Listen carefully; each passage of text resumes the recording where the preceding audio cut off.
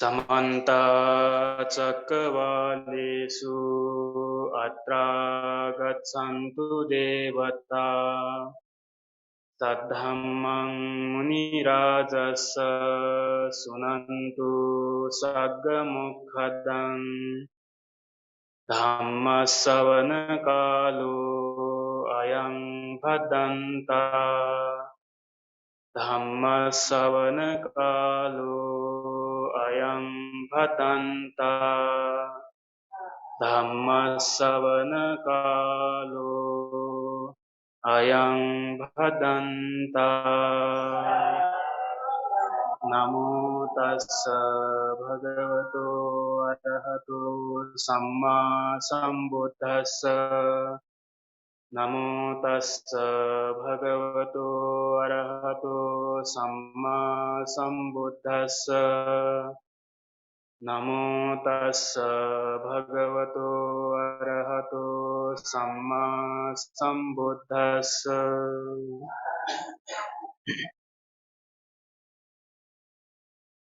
अनमतग्गोऽयं भिक्खवे संसारो उप्पाकोटिन पඤ्ඤायति अविद्या निवारणानं सत्तानं तन्हा संयोजनानं संधावतं संसरं तंति। यहाँ उपस्थित श्रद्धेय भन्तेहरू त्यसैगरी अनागारिका गुरुमाहरू त्यसैगरी उपस्थित सम्पूर्ण जुम मार्फत त्यसैगरी फेसबुक मार्फत पनि हेरिरहनु भएका सम्पूर्ण उपासक उपासिकाहरू यस श्री सकेसिंह बिहारमा भइरहेको गुणाधर्म देशना पुण्य कार्यक्रमको 12औं दिन भन्नु पर्ला। आजको दिन पनि हामीले उपदेश सुन्नको लागि तयार भइरहेका छौं। सबैलाई थाहा भएकै कुरा हो, यो गुणा महिनामा यस श्री सकेसिंह बिहारबाट संयुक्त निकाय भन्ने ग्रन्थबाट महाबुद्धले दिनुभएको उपदेश सूत्रहरू मार्फत तपाईहरुलाई धर्म उपदेश दिँदै आइरहनु भएको छ। आज मैले यस धर्म देशनाको लागि छानेको सूत्र चाहिँ संयुक्त निकायको अनुमतज्ञ संयुक्त भन्ने संयुक्तबाट संयुक्त निकायको निदान वर्ग भन्ने वर्गबाट त्यसको पनि अनुमतज्ञ संयुक्त भन्ने संयुक्तबाट तिंस मत भन्ने सूत्र मार्फत सूत्रद्वारा चाहिँ आज तपाईहरुलाई धर्मदेशना गर्नको लागि चाहिँ तयार भएको छु। यो अनुमतज्ञ संयुक्त भनेको के हो त भन्दाखेरि अनमतज्ञ भनेको चाहिँ अगाडि पछाडिको केही देख्न नसक्ने भनेर भन्यो। सुरुवात देख्न नसक्ने, अन्त देख्न नसकिने भन्ने अर्थमा यसलाई अनमतज्ञ भनेर चाहिँ भनिएको हो। अब यो अनमतज्ञ संयुक्तमा यस्तै खालको हाम्रो नेवारी भाषामा भन्ने हो भने चोपमरु भनेर भन्छ हैन। सुरुवात पनि थाहा छैन, प्रारम्भ पनि थाहा नभएको, अन्त पनि थाहा नभएको, देख्न नसकिने अवस्थालाई नै यहाँ अनमतज्ञ भनेर भनेको। यस्तै प्रकारको सूत्रहरू संग्रह गरिएको वर्गलाई नै यहाँ अनमतज्ञ संयुक्त भनिएको हो। त्यसमध्ये पनि मैले आज धर्मदेशनाको लागि तिंसमत भन्ने सूत्रबाट चाहिँ धर्मदेशना गर्न लागेको छु। जुन मैले अघि न एउटा पाली पाठ गाथा होइन, महाबुद्धले देशना गर्नु भएको एउटा पाली पाठ सूत्रमा अन्तर्गत भएको एउटा पाली पाठ मैले देशना गरेको हुँ। त्यसको अर्थ के हो त भन्दाखेरि अनमतज्ञोऽयं भिक्खवे संसारो। भिक्षुहरू यो संसार भनेको यो संसारको प्रारम्भ छैन, देख्न सक्दैन। कहाँबाट सुरु भयो, कहाँ भएर अन्त जान्छ कसैलाई थाहा हुँदैन। पुब्बा कोटि न पඤ्ඤायति। पुब्बा कोटि भनेको पुब्बा भनेको पूर्व र कोटि भनेको अन्त। सुरुवात र अन्त देख्न सक्दैन। देख्न नसक्ने अवस्था भएको यो संसार हो रे। त्यस कारणले गर्दाखेरि अविद्या निवारणानम, अविद्याबाट युक्त भएका, त्यसै गरी निवर्ण धर्मबाट युक्त भएका सत्तानम, सत्व प्राणीहरू, तन्हा संयोजनानम, त्यसै गरी तृष्णा र संयोजनबाट बाँधिएका सत्व प्राणीहरू, सन्धावतङ संसरतङ, यो संसार चक्रमा अनगिन्ती समयसम्म यसरी घुमिराख्नु परेको छ। यो किन त भन्दाखेरि अनमतज्ञोयं भिक्खवे संसार हो। यो संसारको सुरुवात प्रारम्भ देख्न नसक्ने भएको कारणले गर्दाखेरि हो भनेर चाहिँ यसरी भगवान बुद्धले भिक्षुहरूलाई भन्नुभएको यो पाली पाठ हो। अब यो पाली पाठ भगवान बुद्धले कुन अवस्थामा भन्नुभएको भन्ने कुरा हामीले यो तिङसमत्त सूत्र हेर्दै गयौँ भने बुझ्न सक्छौँ। भगवान बुद्ध राजगृह नगरको बेलवन बिहारमा बसिरहनु भएको अवस्थामा पावा भन्ने नगरका वासीहरू, भिक्षुहरू 30 जना थिए। त्यस कारणले गर्दाखेरि पावा निवासी भएको कारणले गर्दाखेरि ती 30 जना भन्तेहरूलाई चाहिँ पावेयक भिक्षुहरू भनेर चाहिँ ग्रन्थहरूमा उल्लेख गरिएको छ। 30 जना भएको कारणले गर्दाखेरि सूत्रको नाम पनि तिङसमत्त भनेर यहाँ उल्लेख गरिएको छ। ती 30 जना भिक्षुहरू, पावेयक भिक्षुहरू कोही कोही पांशकुलीका थिए। हामीलाई थाहा होला धुताङ्गधारी भनेर 13 प्रकारको धुताङ्गहरू छ। त्यो मध्ये अब यो 30 जना भिक्षुहरू चाहिँ कोही कोही पांशकुलीका भनेर धुताङ्ग धारण गरेका थिए, कोही कोही आरण्यक भनेर धुताङ्ग धारण गरेका थिए, कोही कोही पिण्डपातिक भनेर धुताङ्ग धारण गरेका थिए, कोही कोही तिचिवरिक भनेर यसरी। आरण्यक भनेको जङ्गलमा मात्र बसेर जीविका गर्ने भिक्षुहरू भनेको हो। पिण्डपातिक भनेको भिक्षा मात्र गएर हैन भोजन दानको लागि निमन्त्रण नगरे पनि त्यो निमन्त्रणहरू स्वीकार नगरिकन खाली भिक्षा मात्रै गरेर जीविका गर्ने, भिक्षा गएर आफ्नो श्रम धर्म पूरा गर्ने। भिक्षा जाँदाखेरि अरू भन्थे जस्तै भोजन हुँदाखेरि भोजन नगइकन भोजनको समय भए पनि भिक्षा गएर नै आफ्नो धोताङ्ग पालना गर्ने थियो। त्यसै गरी तिचिवरिक भनेर छ, धेरै चिवर वस्त्रहरू भन्तेहरूले नराखिकन मात्र 3 वटा चिवर अन्तर्वास हैन। यसलाई हामीले धर्मको भाषामा भन्ने हो भने उत्तरासङ्ग, सङ्घाती र अन्तर्वास भनेर यो 3 वटालाई तिचिवर भनिन्छ। यो 3 वटा बाहेक अरू केही शरीरमा धारण नगर्ने त्यस्तो धोताङ्गलाई तिचिवरिक भनेर भनिएको छ।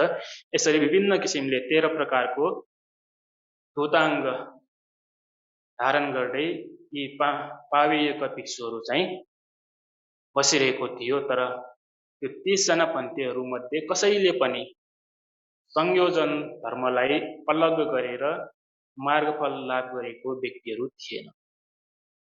तिनीहरू सबै संयोजनले युक्त भएका, क्लेशले युक्त भएका भिक्षुहरू थिए, तर धोताङ्ग पालन गरेका भिक्षुहरू थिए। अनि ती भिक्षुहरू भगवान बुद्धको दर्शन गर्नको लागि भनेर चाहिँ भगवान बुद्ध बसिरहनु भएको राजगृह नगरको बेलवन बिहारमा आउनुभयो। त्यसरी आउनु भएर भगवान बुद्धको अगाडि भगवान बुद्धलाई वन्दना गर्दै भगवान बुद्धको अगाडि यी 30 जना पावेयक भिक्षुहरू बस्नुभयो। त्यसरी बस्नु हुँदाखेरि भगवान बुद्धले मनमा नै यसरी सोच्नुभयो, यी पावेयक भिक्षुहरू विभिन्न किसिमले आफूले सक्ने गरी आफ्नो क्षमता अनुसार धोताङ्ग पालन गरिरहेका छन्। त्यसरी धोताङ्ग पालन गरे पनि यिनीहरू संयोजन रहित भएका छैनन् अथवा क्लेश मुक्त भएका छैनन्। त्यस कारणले गर्दाखेरि यदि मैले आज यिनीहरूलाई क्लेश मुक्त हुनको लागि धर्मोपदेश गर्यो भने एकदम राम्रो हुनेछ भन्ने विचार गरेर अनि भगवान बुद्धले मैले अघि भनेको यो पाली पाठ चाहिँ ती भिक्षुहरूलाई, पावेयक भिक्षुहरूलाई सम्बोधन गर्नुहुँदै भन्नुभयो, भिक्षुहरू यो संसार अनगिन्ती छ। पुरवार अन्त देख्न नसक्ने छ। त्यसकारणले गर्दाखेरि यस्तो संसारमा अविद्याले युक्त भएका, ज्ञान रहित भएका, प्रज्ञा नभएका, त्यसै गरी निवरण धर्मले युक्त भएका, तृष्णा सहित भएका, त्यसै गरी संयोजनयुक्त भएका, क्लेशयुक्त भएका प्राणीहरू यही अनगिन्ती संसारमा घुम्दै, जन्म लिँदै, बुढाबुढी हुँदै, मृत्यु हुँदै यसरी संसार चक्रमा बाँधिरहेका छन्।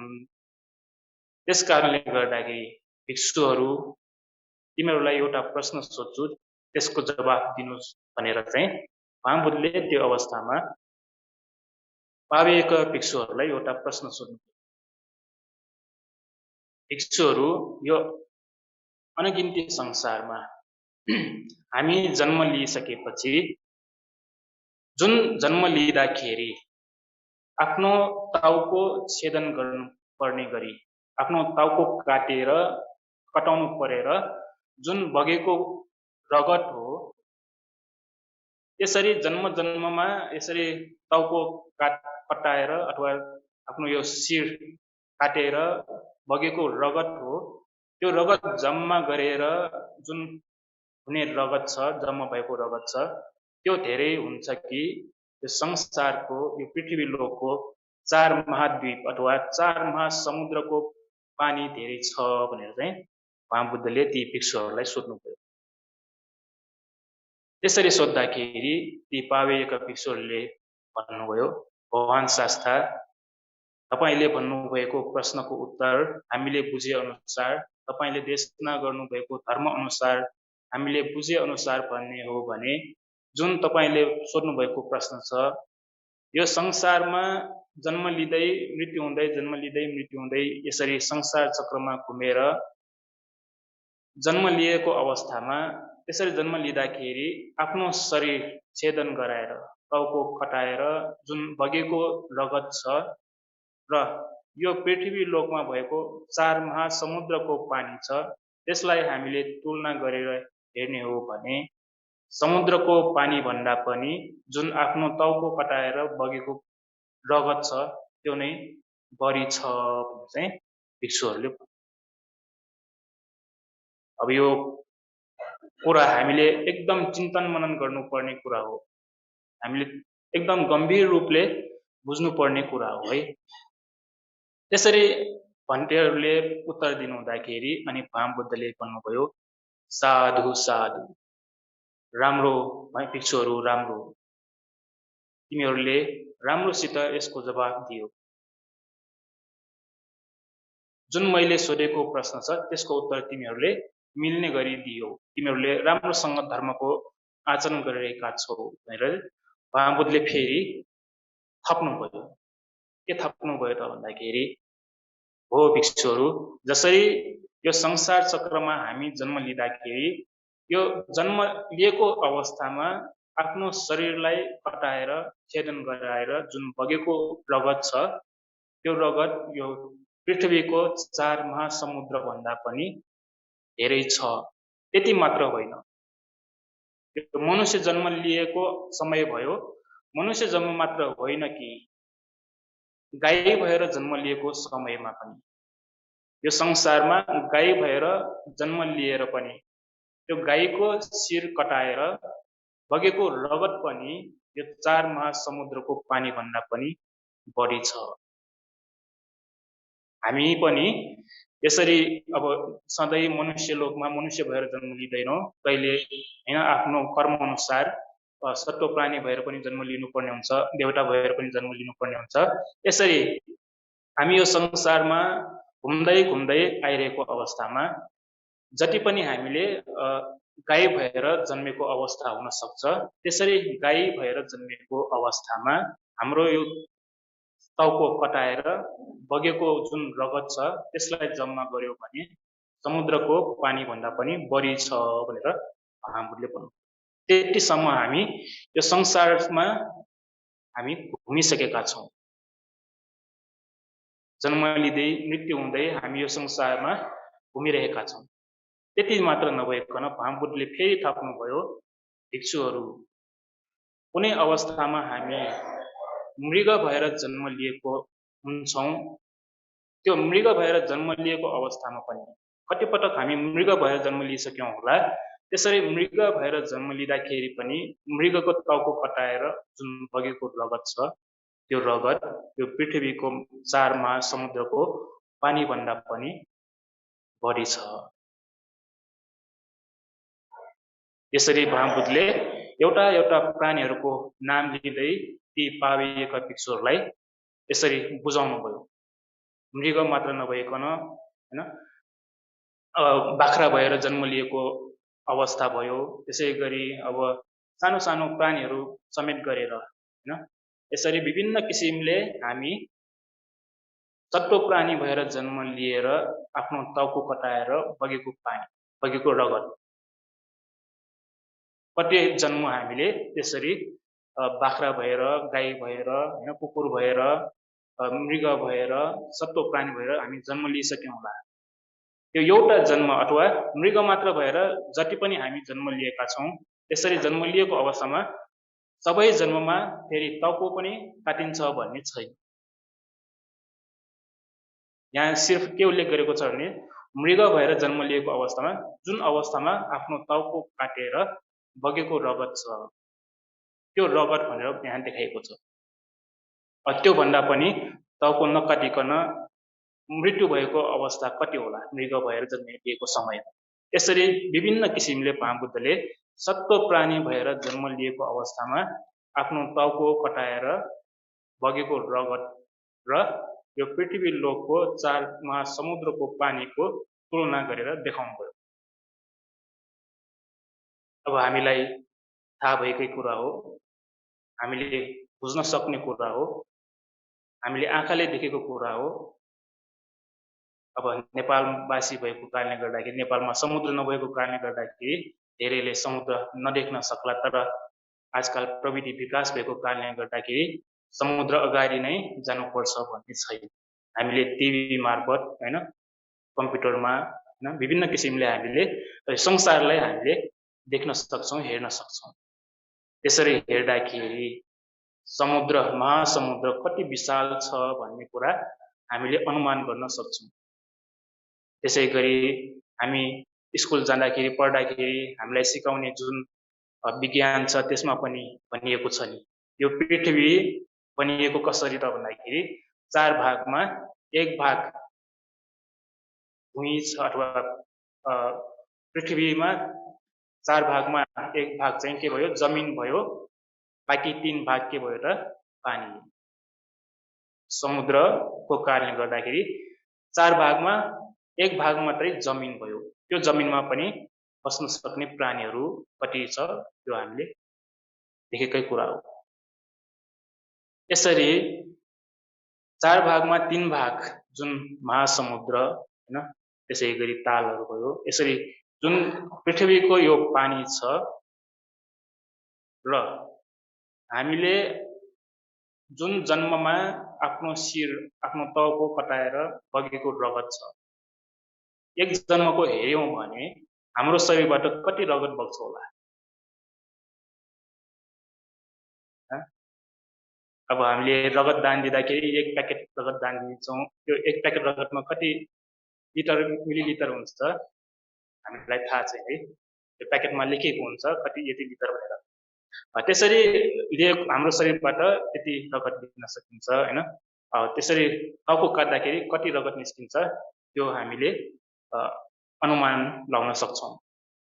अब त्यो रगत र हामीले यो महासमुद्रको पानीलाई तुलना गरेर हेर्यौं भने एक जन्ममा बगेको रगत र महासमुद्रको पानी तुलना गर्यो भने कुन बढी हुन्छ त?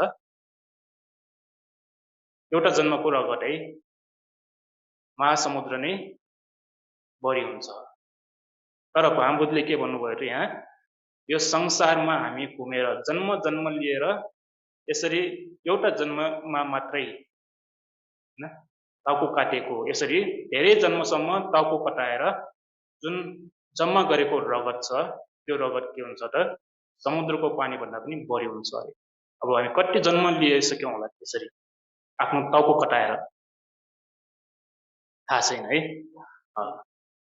मनुष्य जन्म मात्र नभइकन अब सट्टो प्राणी भएर जन्म लिएको अवस्थामा पनि त्यस्तै। त्यसमा पनि फेरि भागवतले थप्नुभयो,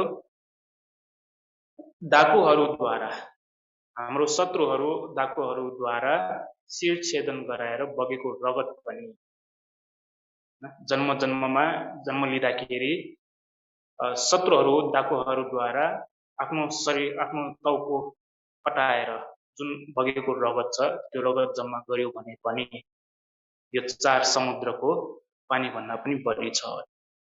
त्यो मात्र नभइकन बाटोमा हिँडिरहेको अवस्थामा चोर डाकुहरूले लुट्नको लागि भनेर हामीलाई मारेर टाउको काटेर जुन बगेको रगत छ त्यो रगत पनि समुद्रको पानी भन्दा पनि धेरै छ।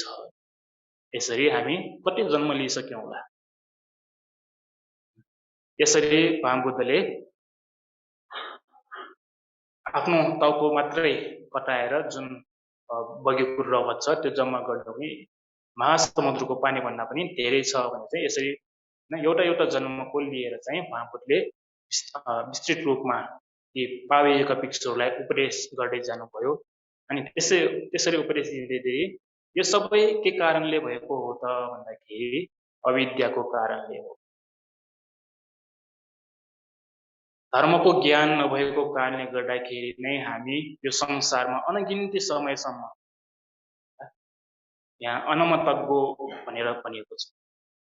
हामीलाई यो संसारको सुरुवात पनि थाहा छैन, अन्त पनि थाहा छैन। कहाँबाट सुरु भयो कहाँ गएर अन्त हुन्छ भनेर कसैले पनि देख्न सक्दैन। यस्तो संसारमा हामी घुमिरहेका छौँ, जन्म लिइरहेका छौँ, जन्म मृत्यु भइरहेका छौँ। त्यो के कारणले त भन्दाखेरि अविद्याको कारणले गर्दा हो। हामीमा धर्मको ज्ञान नभएको कारणले गर्दा यसरी हामी संसारमा घुमिरहनु परेको हो। त्यसै गरी यहाँ निवरणानं भनेर पनि भनिएको छ। निवरणको कारणले गर्दाखेरि पनि हामी यो संसारमा घुमिराख्नु परेको हो। त्यसरी घुमेर हाम्रो टाउको कटाउनु पर्ने हैन, यसरी हामी दुःख भोग्नु पर्ने, जन्म लिनु पर्ने। तृष्णाको कारणले पनि हामी यो संसारमा घुमिराख्नु परेको हो। त्यसै गरी संयोजनको कारणले गर्दाखेरि पनि हामी यो संसारमा बाँधिएर यो संसारमा घुमिराखेर यसरी मृत्यु भइराख्नु पर्ने हो भनेर चाहिँ भागवतले यसरी उपदेश दिनुभयो। त्यसरी उपदेश दिँदाखेरि ती भिक्षुहरूले भागवतले दिनुभएको उपदेशलाई राम्रोसँग सुनेर ती 30 जना भन्तेहरू एकदम प्रसन्न भए, खुसी भए। भागवतको उपदेश सुनेर खुसी भयो। साथसाथै ती 30 जना भन्तेहरूले भागवतको उपदेश सुनेर अन्तमा मार्गफल पनि लाभ गर्यो। यसरी चाहिँ यो तिङसम्मत सूत्रमा चाहिँ यो पाविएका 30 जना पाविएका भिक्षुहरूलाई भागवतले यो संसारको बारेमा भागवतले भिक्षुहरूलाई देखाउनु भयो। यो संसार कतिको डरलाग्दो छ, कतिको भयंकर छ भन्ने कुरा देखाउनको लागि त्यस्तो डरलाग्दो त्यस्तो भयंकर ठाउँबाट हामी मुक्त हुनुपर्छ भन्ने कुरा भागवतले यो सूत्रबाट चाहिँ ती भिक्षुहरूलाई उपदेश दिनुभएको भयो। त्यसकारणले गर्दाखेरि हामीले पनि यो कुरालाई राम्रोसँग बुझ्न जरुरी छ। हामी त्यतिका वर्षसम्म हैन, लाखौं लाख कल्पौं कल्प हैन वर्षसम्म हामी यो संसारमा जन्म लिँदै मृत्यु हुँदै जन्म लिँदै मृत्यु हुँदै आइरहेका छौं। टाउको मात्रै कटाएर हामी कति पटक जन्म लिइसक्यौं होला। मनुष्य भएर मात्रै हामी टाउको कटाएर जन्म लिएको अवस्थामा जुन टाउको काटेर बगेको रगत छ त्यो रगत जम्मा गर्यो भने समुद्रको पानी भन्दा पनि बढी छ भनेर भागवतले देखाउनु भएको। हामी कति जन्मसम्म यसरी जन्म लिइसक्यौं होला। एक जन्म मात्रै त्यो टाउको काटेर बगेको रगत जम्मा गरेर हेर्यौं भने महासमुद्रको पानीसँग त्यो भन्दा पनि बढी गर्नको लागि कति जन्म चाहिन्छ होला, हामी जन्म लिनु पर्छ होला। यति जन्मसम्म मान्छे मात्रै भएर काटेको रगत पनि समुद्रको पानीभन्दा बढी भइसक्यो। यति मात्र नभइकन हामी मनुष्य मात्र भएर जन्म लिँदैनौँ, सत्व प्राणी भएर पनि जन्म लिन्छौँ। यसरी सत्व प्राणी भएर जन्म लिएको अवस्थामा पनि एउटा प्राणी मात्र भएर जन्म लिएर टाउको काटेको रगत पनि हैन, त्यो जन्म जन्मसम्म हामी यसरी गाई मात्र भएर जन्म लिएको जुन जन्म छ त्यो जन्ममा पनि हामीले टाउको फुटाएर बगेको रगत पनि समुद्रको पानीभन्दा बढी छ। यो सबै हामी के कारणले गर्दाखेरि हुने हो त भन्दाखेरि धर्मलाई नबुझेको कारणले गर्दाखेरि। अविद्या पच्चया संखारा, हैन, अविद्याको कारणले गर्दाखेरि नै संस्कार बढ्ने। त्यस कारणले गर्दाखेरि यहाँ अविद्याको कारणले गर्दाखेरि, निवारण धर्मको कारणले गर्दाखेरि, तृष्णाको कारणले गर्दाखेरि, संयोजनको कारणले गर्दाखेरि भनेर यहाँ महापुरुषले उल्लेख गर्नुभएको छ। यी कारणहरूले गर्दाखेरि नै हामी यो संसार चक्रमा घुमिरहनु पर्ने हो। यदि यो संसार चक्रलाई हामीले तोड्ने हो भने, यो संसार चक्रबाट हामी छुटकारा पाउने हो भने यी निवारण धर्म, अविद्या र तृष्णा, संयोजन धर्महरूलाई हामीले जरैदेखि उखेलेर निर्मूल पार्नुपर्छ। निर्मूल नपारेसम्म हामी यसरी नै पछि पनि अघि भने जस्तै यो संसारको अन्त देख्न सक्दैन। त्यहाँसम्म हामी के हुनुपर्ने हुन्छ त, जन्मिँदै मृत्यु हुँदै, जन्मिँदै मृत्यु हुँदै यो संसार चक्रमा हामी घुमिरहनु पर्ने हुन्छ। अब यो अविद्या भनेको के हो त? अविद्या, हैन, यो दुईटा जोडेर अविद्या भएको। विद्या भनेको ज्ञान, अ राखेपछि उल्टा भयो, ज्ञान नभएको। ज्ञान नभएको भनेको के हो त? के हामीमा ज्ञान छैन त? हामी स्कुलमा गएर त्यतिका पढ्छौँ, त्यतिका ज्ञान लिन्छौँ, त्यो ज्ञान होइन त?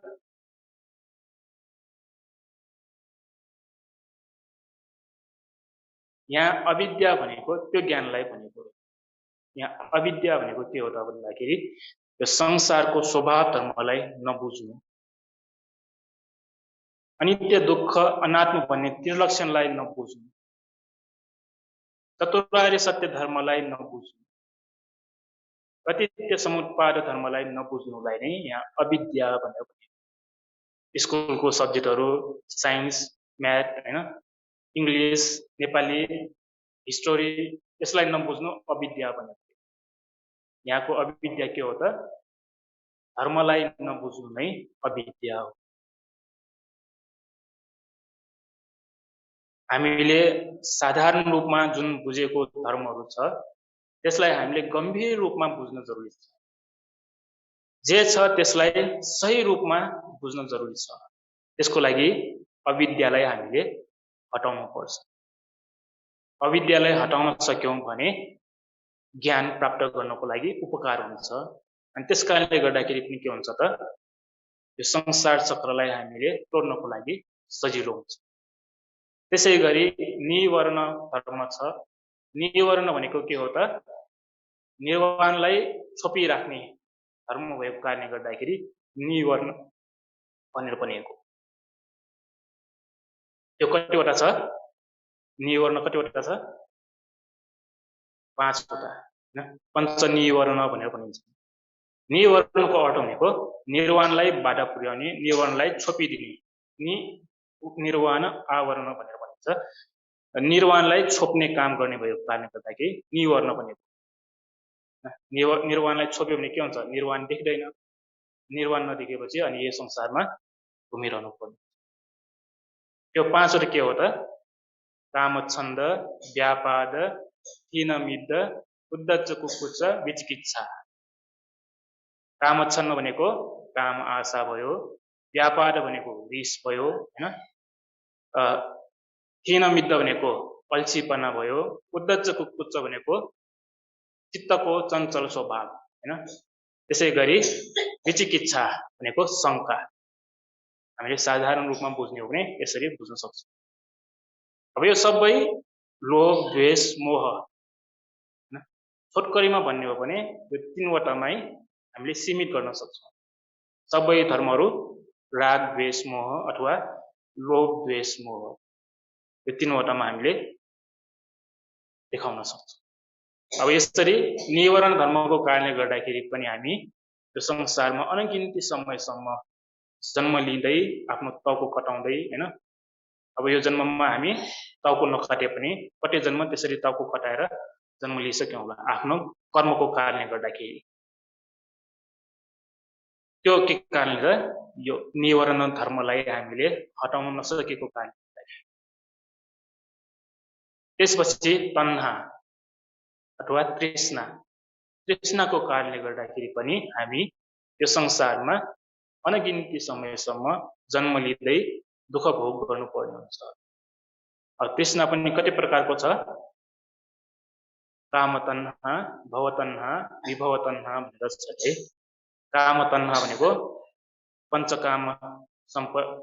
पञ्चकाम विषयमा तृष्णा हुनु, भव तन्हा भनेको फेरि फेरि जन्म लिने सम्बन्धमा तृष्णा हुनु, फेरि फेरि जन्म लिने इच्छा हुनु, विभव तन्हा भनेको फेरि जन्म लिने इच्छा, यो सबै चाहिँ तन्हा भन्यो। यो तृष्णाको कारणले गर्दाखेरि पनि हामी यो संसारमा घुमिरहनु पर्ने हुन्छ।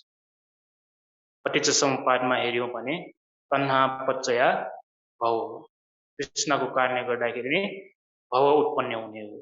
भव भनेकै हामी यो संसार बनाउने हो। त्यसै गरी संयोजनको कारणले गर्दाखेरि पनि हामी यो संसारमा अनगिन्ती समयसम्म जन्म लिनुपर्ने हुन्छ। अब यो संयोजन भनेको चाहिँ के हो त? संयोजन कति प्रकारको छ? रस संयोजन भनेर भनेको छ है। संयोजन 10 प्रकारको छ। यसलाई किन संयोजन भनेको त भन्दाखेरि यो संसारमा हामीलाई बाँधिराख्ने भएको कारणले गर्दाखेरि, यो संसार चक्रमा हामीलाई बाँधेर जन्म लिनुपर्ने, बुढाबुढी हुनुपर्ने, हैन, रोगी हुनुपर्ने, मृत्यु हुनुपर्ने आदि यो संसार दुःखमा हामीलाई सधैँ बाँधिराख्ने भएको कारणले गर्दाखेरि संयोजन भनेको हो। यो संयोजन 10 वटा छ। यसलाई पनि हामीले छोटकरीमा हेर्ने हो भने राग द्वेष मोह अथवा लोभ द्वेष मोहमै हामीले देखाउन सक्छौँ। यसरी महापुरुषले चाहिँ विभिन्न किसिमले छुट्याएर चाहिँ देखाउनु भएको मध्ये संयोजन पनि यसरी छुट्याएर देखाउनु भएको छ। 1 नम्बरमा सक्काय दिट्ठी। पहिलो संयोजन भनेको सक्काय दिट्ठी। सक्काय दिट्ठी भनेको म मेरो भन्ने भाव हुनुलाई सक्काय दिट्ठी भन्छ।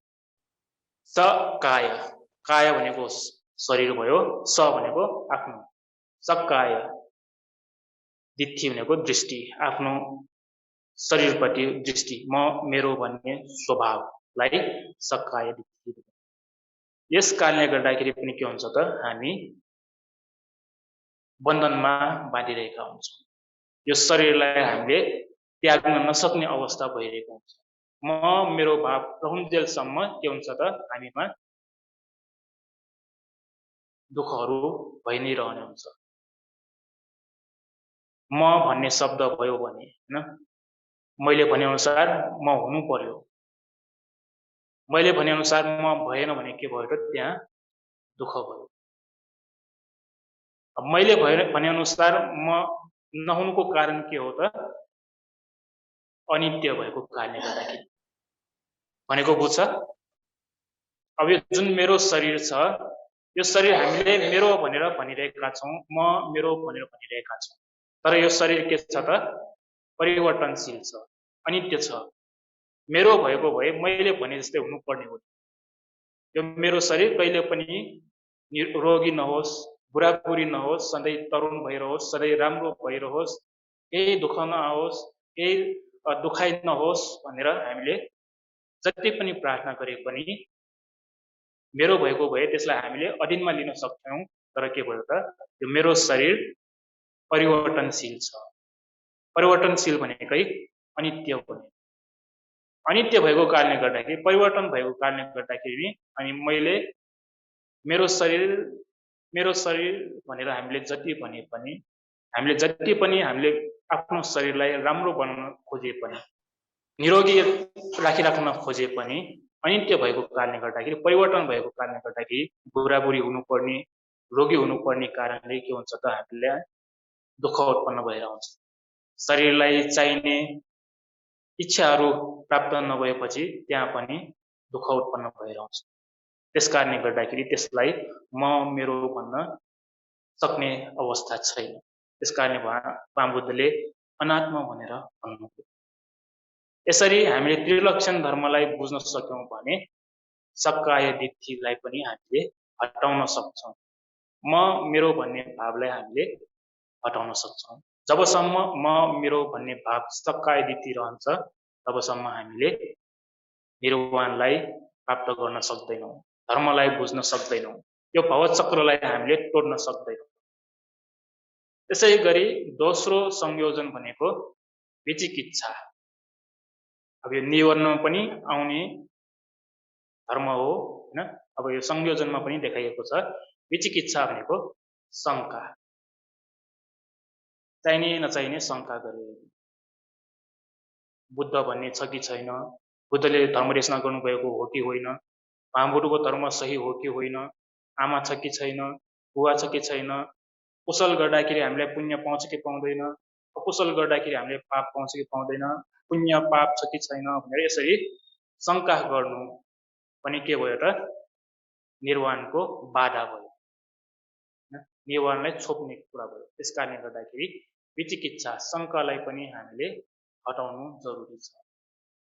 हामी साधारण जीवन बिताइरहेको अवस्थामा भए पनि आफ्नो परिवारमा कोही सदस्यप्रति शंका भयो भने के हुन्छ त त्यहाँ कलह उत्पन्न हुन्छ, अशान्ति उत्पन्न हुन्छ, दुःख उत्पन्न हुन्छ। त्यसकारणले गर्दाखेरि शंका भनेको हामीलाई नचाहिने चिज हो। यो शंकालाई पनि हामीले हटाउन सक्नु पर्यो। यसरी दोस्रो संयोजन भनेको विचिकित्सा। अनि तेस्रो संयोजन शीलव्रत परामास। शीलव्रत परामास भनेको चाहिँ विभिन्न प्रकारको अन्धविश्वास। शीलव्रत भनेर यहाँ देखिएको छ। व्रत भनेपछि हामीले बुझ्छौँ होला हैन। नेपालमा धेरै प्रकारको व्रतहरू छन्। खाना नखाइकन बस्ने व्रत हैन, पानीमा डुबेर चोखो हुने व्रत। यस्तो नचाहिने अन्धविश्वास रहउन्जेलसम्म पनि हामीले धर्मलाई बुझ्न सक्दैनौं, निर्वाणलाई प्राप्त गर्न सक्दैनौं। महामुद्रको पालामा अज व्रत, गो व्रत भनेर यस्तै विभिन्न प्रकारको व्रतहरू थिए। गाई जस्तै घाँस खाने, गाई जस्तै बस्ने, कुकुर जस्तै खाने, कुकुर जस्तै बस्ने, यस्तोलाई अज गो व्रत, कुकुर व्रत भनेर देखाइएको छ। आफ्नो शरीरलाई धेरैभन्दा धेरै दुःख दिने काम सुखलिकानु योग, अत्तकिलमठानु योग, त्यसै गरी आफ्नो शरीरलाई धेरैभन्दा धेरै सुख दिने काम सुखलिकानु योग, यो पनि के हो त शीलव्रत परामास। आफ्नो शरीरलाई धेरै दुःख दिएर मुक्ति हुन सक्छौं, आफ्नो शरीरलाई धेरै सुख दिएर मुक्ति हुन सक्छौं भन्ने त्यो विश्वास छ भने त्यो पनि के हो त अन्धविश्वास। त्यो पनि निर्वाणको बाधा, निर्वाणलाई छोप्ने संयोजन धर्म हो। त्यसपछि अर्को संयोजन छ कामराग। चौथो संयोजन भनेको कामराग। कामराग भनेको काम इच्छा, पञ्चकाममा भुल्ने इच्छा। पञ्चकाम भन्दाखेरि के बुझ्नुपर्छ त आँखा, कान, नाक, जिब्रो, शरीर। पञ्च इन्द्रियबाट लिने आरम्भनहरूलाई हामीले इच्छा गर्ने, राम्रो राम्रो हेर्ने, राम्रो राम्रो खोज्ने हैन, त्यस्तो पञ्चकाममा भुल्ने इच्छालाई कामराग भनेर। त्यसपछि पाँचौं संयोजन भनेको पटिग। पटिग भनेको चाहिँ हामीले बुझ्ने भाषामा भन्ने हो भने रिस भनेर पनि भन्न सक्छौं, द्वेष भनेर पनि भन्न सक्छौं। अब यो पटिग चाहिँ हामीले यसरी पनि बुझ्न जरुरी छ कि अरूलाई बिगाड्ने इच्छा। अरूलाई हामीले किन बिगाड्छौं त त्यो प्रति हामीसँग रिस भएको कारणले गर्दा। हामीले त त्यतिकै अरूलाई बिगाड्दैनौं, अरूलाई बिगार्ने अरूलाई हानि होस् भन्ने इच्छा गर्नु नै यहाँ पटिघ भनेर भनिन्छ। यो भयो भने पनि के हुन्छ त निर्वाण खोपिन्छ, निर्वाणलाई हामीले देख्न सक्दैनौँ। त्यसपछि अर्को 6 नम्बरको संयोजन छ रूपराग। रूपराग भनेको चाहिँ रूपलोकमा अथवा रूपावचर ब्रह्मलोक भुवनमा जन्म लिने इच्छा। ध्यान लाभीहरू ध्यान प्राप्त गरिसकेपछि तिनीहरू अनित्य दुःख अनात्मालाई बुझ्न सकेन भने तिनीहरूमा के हुन्छ त भन्दाखेरि रूपावचर ब्रह्मलोकमा जन्म लिने इच्छा हुन्छ। अनि रूपावचर ब्रह्मलोकमा पुगे जन्म लिने इच्छा भएर त्यहाँ मात्र सीमित भयो भने त्यो पनि के भयो त निर्वाणको लागि बाधा हुने भयो, निर्वाण छोपिने भयो। त्यहाँसम्म पुग्नको लागि रूपावचर ब्रह्मलोकको इच्छा नगरिकन अनित्य दुःख अनात्मालाई पनि राम्रोसँग बुझेर हेर्न सक्यौँ भने के भयो त हामीले निर्वाणलाई साक्षात्कार गर्न सक्छौँ, देख्न सक्छौँ। त्यस कारणले गर्दाखेरि रूप राग भनेको रूपावचर भुवनमा जन्म लिने इच्छा हुने कारणले गर्दाखेरि पनि त्यो पनि एउटा निर्वाणको बाधा हो। त्यस कारणले गर्दाखेरि पनि हामी यो संसार चक्रमा घुमिरहनु पर्ने हुन्छ। त्यसपछि अर्को 7औं संयोजन भनेको अरूप राग। अरूप राग भनेको चाहिँ अरूपावचर ब्रह्मलोकमा जन्म लिने इच्छा। अब ब्रह्मलोकको आयु भनेको सबभन्दा तलको ब्रह्मलोकको आयु भनेको नै देवताहरूको आयु भन्दा पनि ब्रह्महरूको आयु धेरै छ। एउटा ब्रह्मको आयु भनेकै एउटा कल्पसम्म हुन सक्छ। एउटा कल्प भनेको कति भनेर सबैलाई थाहा भएको कुरा हो, धेरै भन्टेहरूले धेरै पटक भनिसकेकै कुरा हो। एउटा कल्प बित्नलाई कति समय लाग्छ भनेर त्यतिको आयु, त्यो पनि ब्रह्मलोकको आयुबाट हेर्यौँ भने ब्रह्मलोकको एक कल्प साधारण रूपले हेर्यौँ भने एउटा कल्प एउटा ब्रह्मको आयु हुन जान्छ। त्यो मध्ये पनि अरूपावचर ब्रह्मलोकमा जन्म लिने इच्छा, त्यो पनि के भयो त यो संसार चक्रमा हामीलाई बाँधिराख्ने संयोजन। अनि त्यसपछि अर्को छ मान। मान भनेको घमण्ड, अहङ भाव भनेर भन्छन् हैन। मनै ठुलो हैन, मनै राम्रो, मैले भनेकै हुनुपर्छ भन्ने यस्तो स्वभावलाई मान भनेर भन्छ। घमण्ड, घमण्डको कारणले गर्दाखेरि पनि हामीले निर्वाणलाई देख्न सक्दैन।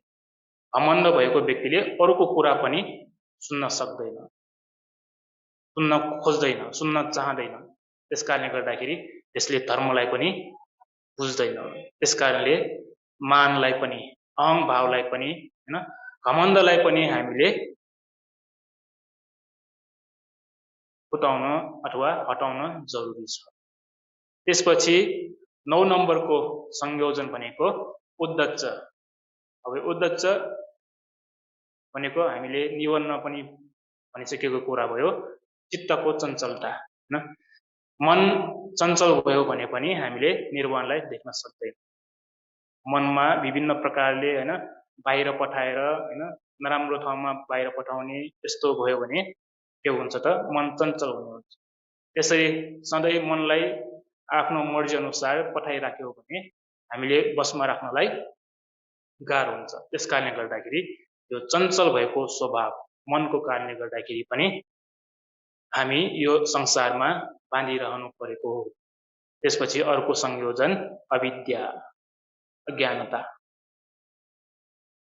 अब यसरी जसरी हेरे पनि अविद्या भने पनि, तृष्णा भने पनि, निवर्ण भने पनि, रस संयोजन भने पनि, क्लेश भने पनि, आश्रव भने पनि सबै हामीले छोटकरीमा हेर्ने हो भने के त राग द्वेष मोह, लोभ द्वेष मोह, त्यसलाई पनि हामीले छोटकरीमा हेर्ने हो भने अविद्या के तृष्णा भयो।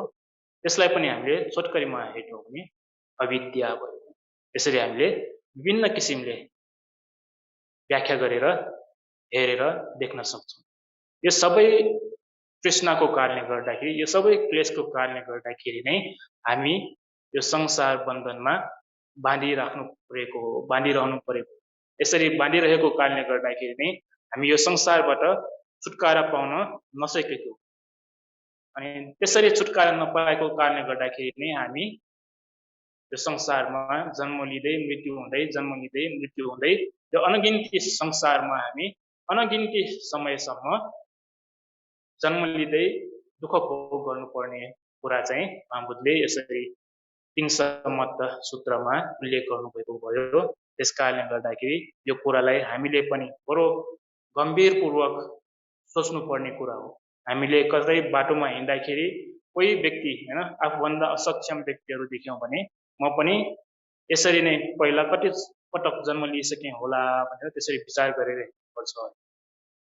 बाटोमा हिँड्दाखेरि कोही अपाङ्गहरू देख्यौ भने पनि हैन हात खुट्टा नभएकोहरू अन्धहरू हैन बहिरोहरू देख्यौ भने पनि म पनि पहिलाको जन्ममा यसरी नै कति वर्षसम्म कति जन्मसम्म यसरी नै अन्धा भएर हात खुट्टा नभएर लङ्ग्रो भएर हैन अपाङ्ग भएर जन्म लिइसकेँ होला भने चाहिँ त्यसरी सोच्नुपर्छ।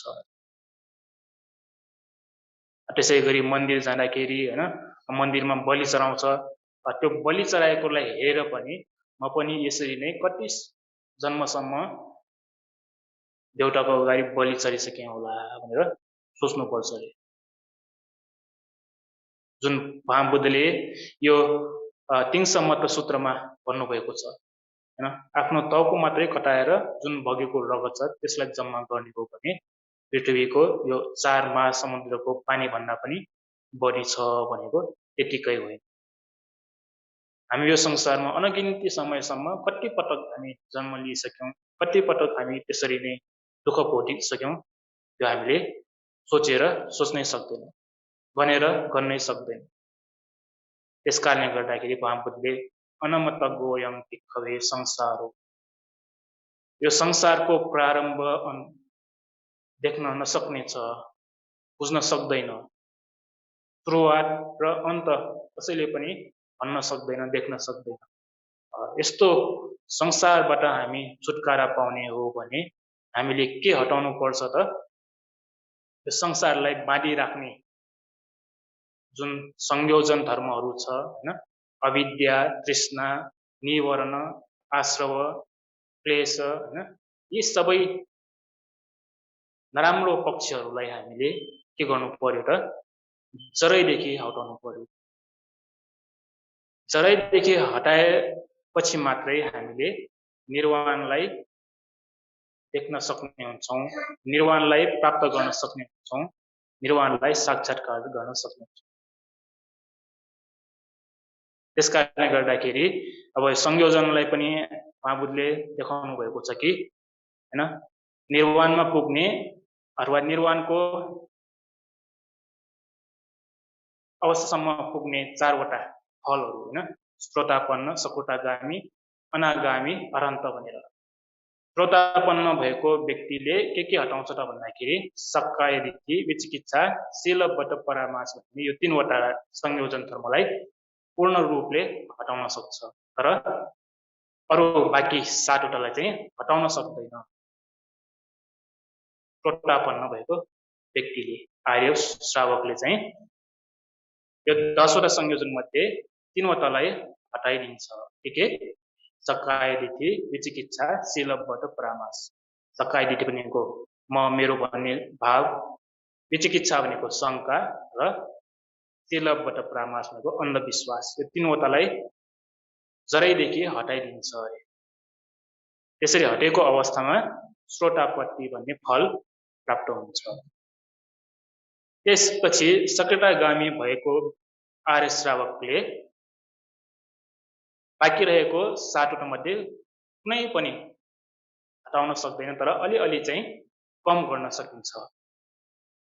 त्यसपछि अनागामी भएको व्यक्तिले चाहिँ अनागामी भएको आर्य श्रावकले 2 वटा संयोजनलाई अथवा यो माथिको जुन श्रोतापट्टि भएको आर्य श्रावकले हटाएको 3 वटा र काम राग पटिग भन्ने यो 2टालाई गरेर यो 2 वटालाई पनि जरैदेखि हटाइदिन्छ।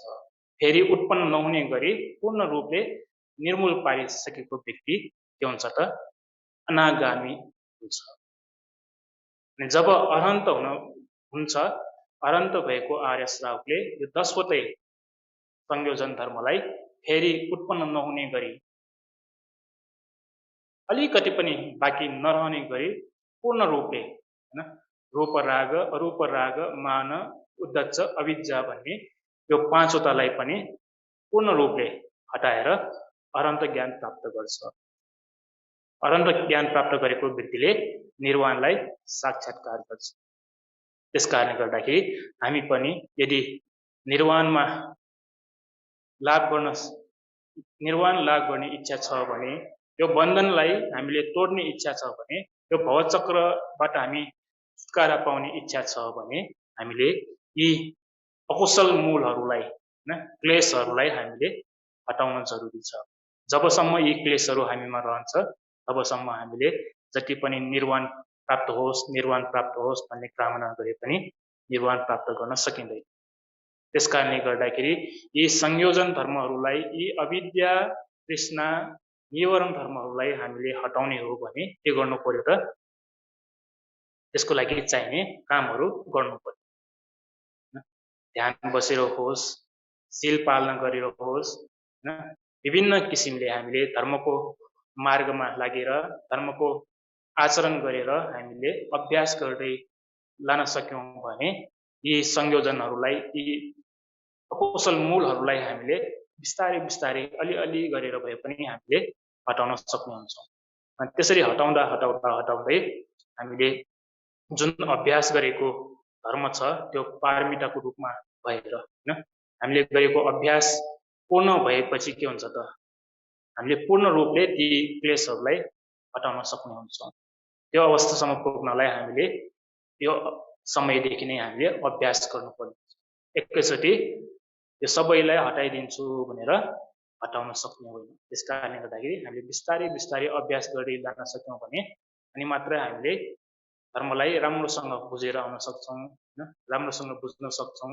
अनि धर्मलाई हामीले बुझे अनुसार यी अकुशल मूलहरूलाई पनि हामीले बिस्तारै निर्मूल पार्न सक्ने हुन्छौँ। त्यसकारणले गर्दाखेरि हामीले यो हिंसमत सूत्रबाट जुन हामीले पाएको ज्ञान हो त्यसलाई हामीले बुझेर यो मनुष्य जीवनलाई हामीले बुझेर है हामी यो संसारमा अनगिन्ती समयसम्म जन्म लिइसक्यौं हैन, धेरै जन्म लिइसक्यौं। त्यो जन्म लिएको हामीले यो संयोजन धर्मलाई हटाउन नसकेको कारणले गर्दाखेरि हो भनेर बुझेर यदि हामी साँच्चीकै दुःखबाट मुक्त हुनु छ, यस्तो प्रकारको दुःखबाट हामी अलग हुनु छ, निर्वाणलाई प्राप्त गर्नु छ भने चाहिँ हामीले धर्मको आचरण गर्नु पर्यो। धर्मको आचरण गरेर आफ्नो जीवनलाई सुधार्दै लैजानु पर्यो। त्यसरी सुधार गर्दै लैजान सक्यौं भने मात्रै हामीले निर्वाणलाई साक्षात्कार गर्न सक्छौं। त्यसकारणले सबैले आजैदेखि आफ्नो मनमा यस्तो धर्मलाई हामीले मनमा राखेर यो संसार चक्रको भयलाई हामीले देख्न सक्ने भएर, बुझ्न सक्ने भएर यो संसार चक्रको डर भयप्रति हामी डराएर हैन फेरि जन्म लिनुपर्ने, बुढाबुढी हुनुपर्ने, रोगी हुनुपर्ने, मृत्यु हुनुपर्ने भन्ने यो संसार चक्रबाट हामी टाढा भएर अलग भएर निर्वाण ज्ञान पाउनको लागि हामी धर्मको आचरण गर्न सकोस्। धर्मको कारणले गर्दाखेरि धर्मको आचरण गरेर हामीले निर्वाण ज्ञानलाई पनि चाँडोभन्दा चाँडो साक्षात्कार गर्नको लागि यो धर्म देशना हेतु होस्। त्यसै गरी हामीले जति पनि गरिरहेका पुण्य धर्महरू छन् यी सबै पुण्य धर्महरूको अनुभावले पनि हामीलाई निर्वाण ज्ञान प्राप्त गर्नको लागि हेतु होस् भन्ने कामना गरिकन आजको धर्म देशना यही टुङ्ग्याउँछु। सबैलाई धेरै धेरै धन्यवाद, साधुवाद। भवतु सब मङ्गलम्। साधु साधु।